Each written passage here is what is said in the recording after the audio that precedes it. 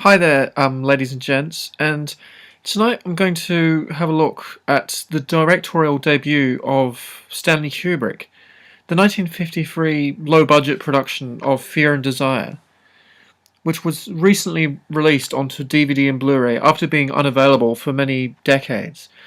Kubrick wanted the film withdrawn from circulation, and some people might quip, well, I can see why after watching it, but I didn't think it was that bad. It's certainly not a fantastic film. It's quite rough, but it features some interesting imagery and some quite shocking and violent imagery for a movie of that time. And it kind of is a predecessor of his films like Paths of Glory and Full Metal Jacket. Of course, those ones transpose the action to the First World War and Vietnam War, respectively. But this one is set in a fictional war. It's not any particular time period, and the opening narration informs us of this. It's not in any particular time period.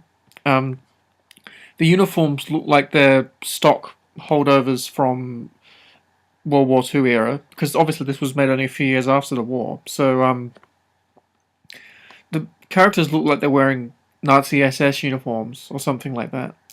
And the weapons as well look like they're World War II issue.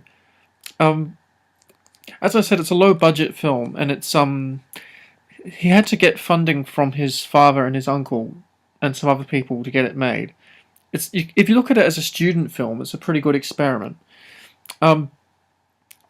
It's about a platoon of 4 soldiers who are trying to return to their friendly lines after being stuck behind enemy lines, and they see an enemy plane go down, and their leader decides to fashion a raft to get downstream, and a bunch of mishaps ensue.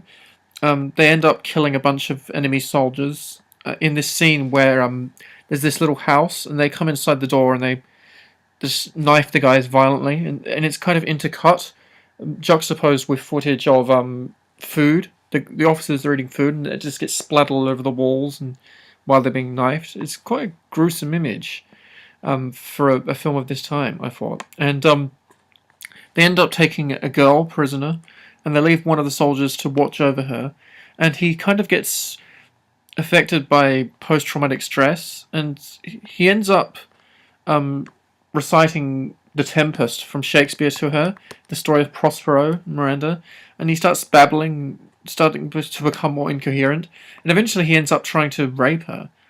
It's quite unsettling stuff, and it's certainly not a theme which Kubrick is against featuring in some of his later films. He returns to that quite disturbing theme in many of his other movies. And she escapes, and he ends up shooting her, and driven mad by post-traumatic stress, he gets on a raft and just heads down the stream, starts monologuing about war to himself and the futility of war. The acting in this film is kind of overdone a bit. The actors are unknowns. I haven't seen or heard of any of them before. If any of you could prove me wrong, please let me know in the comments. I haven't heard of any of them before. Being a low-budget production, he probably just used people that he knew, or just cast actors just out of people that he knew personally. Yeah, the acting is kind of overdone, and it doesn't completely spoil it. The action is pretty well directed. The images are quite striking and violent and a bit unsettling. Some have said that it feels almost like a long episode of The Twilight Zone, the Rod Serling series, and it kind of does, except the narration isn't by Rod Serling, of course. It isn't an amazing film, but I don't regret buying it. It's a pretty good early experiment, and it's not the worst first movie that one of cinema's greatest directors could have made. I'm a big Kubrick fan, and you might see some more of his films reviewed on my program at a later date. If you're a die-hard Kubrick fan, I'd recommend picking this one up. It's recently been re-released on Blu-ray and DVD. It's quite cheap, and it comes with a couple of extra features, including some other short films made by Kubrick before he directed this, his first feature length.